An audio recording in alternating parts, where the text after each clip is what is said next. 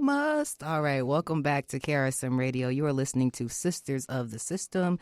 You just listened to Bob Marley and Pablo Moses. We are back with our interview with the Jolly Good Ginger and our special guest, Will. Hey, how's it?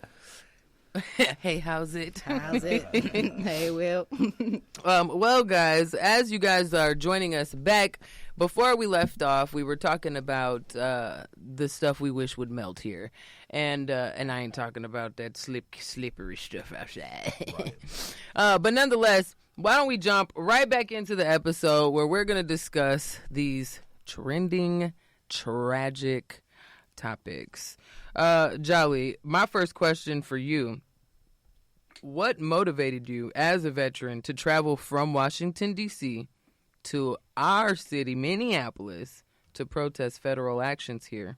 And how does your experience in service shape your perspective on these events? So, I've been traveling the country since 2020 for protests. I've been to Minneapolis right after George Floyd. We were out here protesting. I just feel compelled. In 2020, I was laid off work, so I had nothing else to do, and I had the ability to get to Minneapolis. I came, many other cities as well. Now I've been blessed with this platform, and I think that it's my civic responsibility when something like what's happening in Minneapolis is happening that I go and show the world. Because number one, again, I have the platform as my responsibility. Number two, legacy media isn't going to do it. They're all sold out. They're kissing the ring. They're spreading the government lies. We watched the government lie straight to our face after Renee Good was murdered. And so if independent media isn't out here covering this, then the world will never know what's happening out here.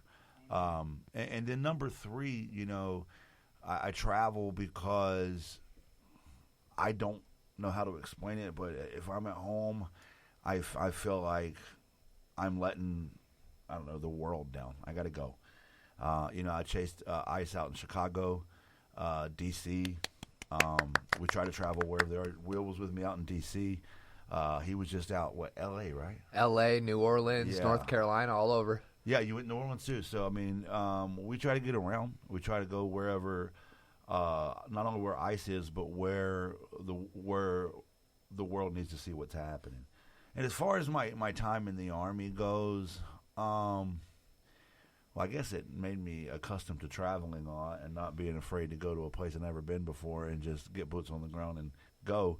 But with what's happening in Minneapolis right now, I do have some things to draw on. Number one, all the protests I've been in throughout the country for the last 5-6 years. And then number two, what I did in the military. And I see these guys out here wearing Army uniforms, but they're not in the Army. They didn't earn those uniforms. They're wearing a police patch. They didn't go to the police academy. They're cosplaying.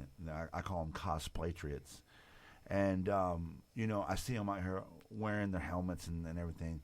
They're all jacked up. You can tell you don't know what the fuck you're doing. Oh, freak you're doing. It's all right. We make mistakes. You don't know what the heck you're doing. And, it's honestly, it's enraging to me, I talk a lot about how my service taught me that, to be anti-war. I want to be nonviolent. And I wear this hat that I was Iraq and Afghanistan veteran because I am. I denounce the occupation in Iraq and I denounce the occupation in Afghanistan. I wear this here in Minneapolis because I am who they wish they were. And I want to remind them that I earned that uniform and you didn't. I heard that. Yes, sir. Well, I want to remind you guys, Jolly, if you don't know, Jolly Good Ginger is on Instagram and on social media and has been an activist for a long, long time and has been doing his thing and exactly what he calls it, fearlessly traveling to places where there's unjust happening and making sure that the world sees it with his boots directly on the ground, on the front lines. Over these past few days, with your travel being here in Minneapolis, just from the things that I've been able to witness from your Instagram page, it's very telling that it does mean a lot to you, what you've gone through, what you've trained for, what you've worked for, what you've earned, being displayed right in front of you, and completely dishonored, like completely handled in just the direct opposite way it should be handled 100%. and cared. Yep. I said this to somebody a couple days ago. I'll say it now. You know, when we were overseas, and Will, you can probably speak to this as well. When we were overseas, deployed to a combat area, we had strict rules of engagement and escalation of force and how we treated the local population. And I will say this: if we did to the citizens in Iraq what ICE is doing to the citizens in Minneapolis, we would have been court-martialed. I would agree. We would be in prison right now. We'd be at Fort Leavenworth for that. That's total crime, total violation of military justice. And I say that because I want everyone to understand the gravity of what I just said. If I treated the citizen of the country that we were actively at war with the way that ICE treats citizens here, I would have lost my rank. I would have gone to Fort Leavenworth. I would have been court-martialed out of the Army, which is a good thing, by the way. I'm not thinking. I don't think that we should treat the Iraqi citizens the way ICE is, but I'm showing that while they're cosplaying in their military uniforms they didn't earn, they're also not acting like a professional should act in that type of uniform. Mm-hmm. And not tarnishing what you work for. Yes. And not to mention, this is a U.S. city, and it's occupied by a military force. There's nothing more to it. This is an army. This is Trump's private army invading Minneapolis. And that's exactly what it feels like. That is exactly what it feels like. It feels like war being waged on the American citizens of Minneapolis and Minnesota, of Minnesotans across the board. And that there's nothing anybody wants to do about it. Local leaders and residents have raised concerns about transparency and accountability, citing the state investigators were initially involved but then excluded from key evidence in the fatal shooting investigation of Renee Nicole Good. What reforms or oversight measures would you advocate for to ensure fair investigations of federal law enforcement actions? When it comes to police reform, I would listen to the black community that's been telling us how to reform police for the past 80 years. I think if we listened to black leaders and black liberation movements, we wouldn't even be here, to be quite frank with you. So what I've learned from listening to black leaders is that police reform looks like community building. It looks like people policing communities from where they live and that represent the population. And these guys are coming in from out of state. These guys are coming in with violent intentions. Mm-hmm. As far as this investigation goes, the federal government's taking it away from the state level. And you saw the video. They're taking her vehicle out of the car the day it happened. Mm-hmm. So, I'm sorry, her vehicle out of the state. I apologize. Her vehicle out of the state the day it happened. Oh, wow. I actually didn't know that. Yes. And the way things are supposed to happen when there's a shooting, CSI is supposed to come out, do trajectory, put the little strings in, show the trajectory of bullets, do blood splatter on the site before anybody contaminates the crime scene. They just took the vehicle out of the state without any of that happening for the sole intent purpose of, the state not being able to conduct an investigation. And so when it comes to reform, I don't know that you can reform, this system. I mean, again, I continually resort back to this as white supremacy. And you can't reform your way out of white supremacy. This is a system built on white supremacy. And so the entire system needs to be rebuilt. I think it's been, said 1,000 times. And when it comes to the investigation of Renee Nicole Good, that ship is sailed. There'll never be an investigation that is, that has the evidence. There'll never be an investigation that's done properly because they took the car out, because they've already put the guy in hiding. They haven't taken witness statements within 72 hours of the event happening. They haven't done anything that would be necessary to make an actual investigation happen. That ship has sailed. The federal government had decided within an hour that he would be not guilty, and he's been given immunity. So there is no investigation. As somebody personally that has taken forensic courses in CSI at Macalester College, I also knew when the agent was whisked away, I also knew at that moment that this investigation was going to be scrambled because he's leaving. His gun is leaving. Everything Correct. that's being everything that's a part of this investigation is leaving, and it all needs to sit still. Facts. I mean, you're not wrong. And when Christy Nome, Cruella Nome, I don't know who called her Cruella Nome the other day on TV, but it was the best description. Because you know the movie 101 Dalmatians? Uh-huh. Okay. You look really young, so I didn't know if you knew. No, I know. I'm 32. Okay. But there was the mean lady in 101 Dalmatians that would steal the puppies. That was Cruella. So they call her Cruella Nome. Anyway, when she came out, I mean, literally within an hour, give this story of being stuck in the snow and he got hit by the car. You know, we've seen it, right? Like, no, seriously. One contentious point has been the alleged blocking of medics and delayed medical assistance after the fatal shooting. How do you think communities should respond when emergency protocols are not followed or are unclear in federal operations?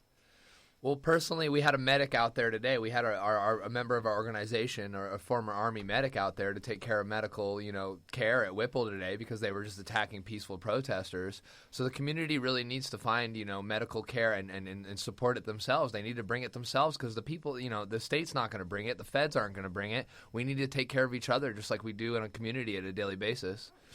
But to that point, they did, like you said, block the one medic that was there. The guy was on site saying, I'm a physician. Let me just check her vitals. And they said no. Mm-hmm. I mean, the inhumanity of it all. And you say how you think communities should respond was the question. I don't know that I can say out loud how I think communities should respond. But yeah. I think, no, I get it. I think if everybody listens real loud to the words between my words, we know how we should respond when they do something like that. Yes, and for those who are joining us and didn't hear the first half of the show, a general reminder, these are the views and opinions of ourselves and the Sisters of the System, not KRSM or any of our affiliates. If you would like to share your opinions or feelings on this situation, hit that number, 612-699-3222. We're on the air until 8 o'clock. We'd love to hear from you, or if you have any questions for our guests, give us a call. Oh, that's dope. You got calling. I like that. Oh, yeah, we got calls. We got to check you guys out more often. Like yes! Check us out. Check us out. Period. Yeah. I like the shows. I'm like, because I'm an old head, I like the shows where they call in. Yes, and we love the whole, and, you mentioned that, I look kind of young. I'm kind of young, and this is my first DJing opportunity. Right. And I grew up on radio. I grew up on KDWB. I grew up on Dave Ryan. And, I want to play my trivia show, my trivia questions, and I want to give away stuff. And even if I get one caller every 3 months, come get your prize. No, we do kind of keep it old school. We hit them with the, you're listening to Kara Sim and the night. No. All right. Jumping back into the episode here. No, it's good to have a laughing break. You know what I'm saying? Yeah. It's been stressful for everybody, so we have to keep it lighthearted. Like, Evie is an artist. I'm an artist. This is my friend in the studio. Artists themselves. It's important for us to keep that joy and bring the laughter to everybody right now. That's activism in itself. It's so important. No, joy is resistance. I tell you that all the time. Joy is resistance. They want you to be beat down. They want you to be depressed. They want you to be sad. And me and Will today, we were talking about there. We got tear gassed a few times, and it's stuck to our clothes and it's burning our face. While we're talking right now, I can feel my face burning. God forbid you wear a giraffe suit. Yes. Oh my God. Shout out Robbie Road Steamer. And so to come here and break the mood a little bit and laugh, joy is resistance. They want you to cry, and we got to laugh to defeat fascism. They want to wear us down every single day. It's a marathon, not a sprint. We need to remember that. 50 Cent. Many men wish death on me, and I don't cry no more. Don't look to the sky no more. Have mercy on me. All right. How do you address criticisms from those who argue federal agents were acting under self-defense or within legal authority versus all of us who have seen the actions as unjustified and symptomatic or border symptom? Wait. They were unjustified and symptomatic or border systemic issues. What evidence or principle guides your views here? Have you seen the person who does the? She plays the ukulele and she says, "I can't believe the leopards will eat my face. Chess Kali is her name. And does she sing about does she sing about activism? I think she might. I'm gonna check her out. Yeah. What's her name? I hope I'm not saying it wrong. It's Chess Kali. It's Francesca's her real name, but her social media is Chess Kali, Kaleigh, and it's from this really popular meme where it says the lady voted for the face eating leopard party, and then when the leopards ate her face, she couldn't believe the leopards ate her face. And it's kind of a joke that, you vote for Nazis and Nazi shit happens, right? Mm-hmm. I mean, stuff. It's stuff. okay. Shiitake. As long as Nazi you know what? shiitake. It happens. We address it. We move on. We're adults here, and it happens. We stressed out. You're Snap. right. So I bring her up because I seen a video from her earlier, and she articulated the answer to this question so well. She played this video, and it was this white lady saying that her and her friends are basically stressed out because their husbands are responding to the shooting of Renee Nicole Good in a way where it's like, well, self-defense, well, it's this. And they're like, what? Like, they're so okay with it. And Francesca says in a response to it, how did they act when unarmed black men were killed? Because I feel like this was an open book test. Girl. And I was like, oh, it was such a good response because that is this. And I said this, I don't know, 3 weeks ago. Everything that ICE is doing now, I think you might have been with me, Will, but I was somewhere. It was D.C., actually. It was D.C., and they were taking our stuff, taking our phones, doing stuff that's not legal or whatnot. And a bunch of white people were complaining about it. And I was like, guys, they're just doing what we've been letting police get away with for 50 years, right? Mm-hmm. They're just doing it to white people 250 years. Yeah, right. But they're just doing it to white people now, and you're getting and now you see it. But the black and brown community's been telling us forever that police do this. And I see literally. I made the parallel of Philando Castile when Renee Nicole Good was killed. Right, Philando was in the car.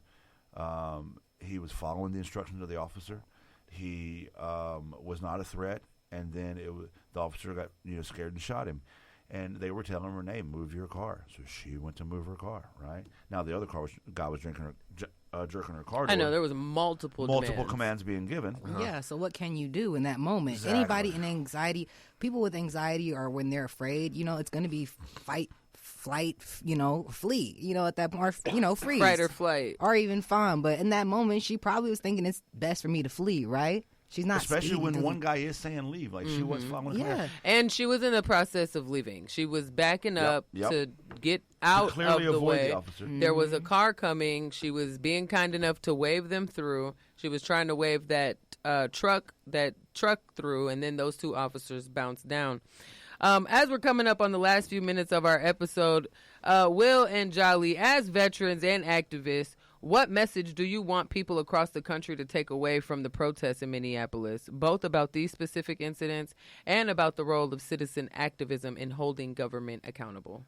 I want people to get off their couches. I want you to get loud. I want you to get on the streets. I want you to spend every single moment of your free time resisting. Because we're at 1939 Germany right before they started burning Jews right now, in my opinion. So we need to stand up now. We need to use our First Amendment rights. We need to get loud. We need to get in their faces before we have to use our Second Amendment, because that's where we're heading. The Republic has fallen, in my opinion, at this point. So if we don't get loud now, if we don't start having 1 million people in the streets like in the Civil Rights Movement, this country's gone. It's too late. First of all, I agree with all of that. And second of all, my input is, the Guard's not coming to save Minnesota. That conversation was had, and it's over. It's being clear. It's not going to be years. Last night in North Minneapolis, when the ICE shot 2 people, there was a huge confrontation. I was there for the whole thing between the citizens and the residents of the neighborhood and ICE. Lots of tear gas deployed. And then at the end of that confrontation, Minneapolis PD and Minnesota State Police showed up and protected ICE, and also Minnesota State Police and Minneapolis Police Department gassed us after ICE had been gassing us the whole night. So the Guard's not coming. The state police aren't going to save you. The city police aren't going to save you. I think the takeaway from this has to be that we, the people, are our only chance at safety. And again, not a new concept. Who keep us safe? We keep us safe. Not a new concept.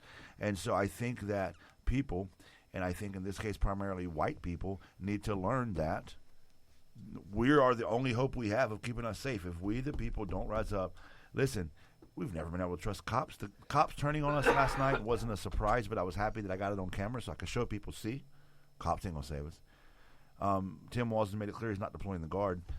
We have to keep us safe. And I think that if we don't take that away from Minneapolis, then I think we're in a lot of trouble, because Minneapolis is it's worse than I could put in words, and it's worse than I could show on a video.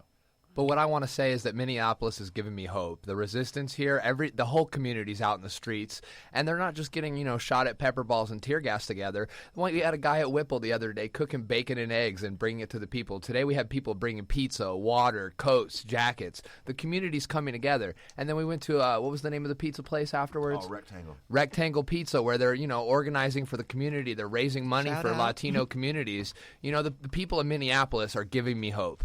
Period. Well, sorry. Well, I really appreciate you guys coming to Minneapolis, traveling this far to be a part of this grotesque and continuously growing tragedy.